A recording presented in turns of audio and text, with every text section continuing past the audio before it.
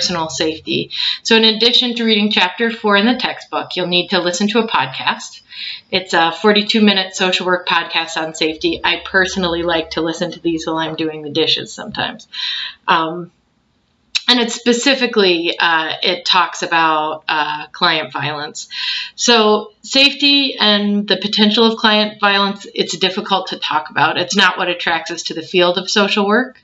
We are propelled into this field because we want to be change agents and serve people in need. We're here because our lives have been touched or improved by social work in some way, or we know firsthand the social barriers that impact health and progress. However, despite our hopes and desires to create change, there are dangers that exist in the field. We work with vulnerable people who are struggling and can be a danger to themselves. We work with clients who have experienced intense trauma at times, who are under extreme stress, who may be struggling with addictions, who are, maybe just generally making poor choices. We canvass and work in neighborhoods where crime rates may be higher and people we serve are extremely vulnerable. As a result, we are at times vulnerable ourselves. So the podcast this week really complements the reading and addresses how in our field we need to be proactive versus reactive when it comes to safety. The speaker talks about how in social work we focus on the strengths perspective, and while this is critical and allows us to expect goodness and problem solve and help people leverage their strengths so they can solve problems, it can also mean that we can be blindsided by danger.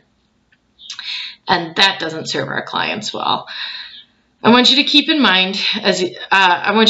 in mind as you listen to the podcast. And after reading the chapter in the book and listening to the podcast, I want you to join the discussion forum. Specifically, I want you to address what high-risk clients or situations are that you will likely encounter in your practicum and how you'll prepare yourself to deal with them. I want you to think about if it's possible that policy or agency environment could contribute to client frustration. And if so, what changes might you recommend? And also what policies are in place at your practicum to ensure that your personal safety is in place, and what policies there are to reduce risk to agency employees and clients. This will require you to discuss this crucial topic in your supervision this week also. So, a reminder that your first graded assignment is due the communication paper at the end of this week. I look forward to meeting you all and hearing from you. And since this is a busier week, you only have to respond to one of your peers. Thanks so much, guys, and have a great week.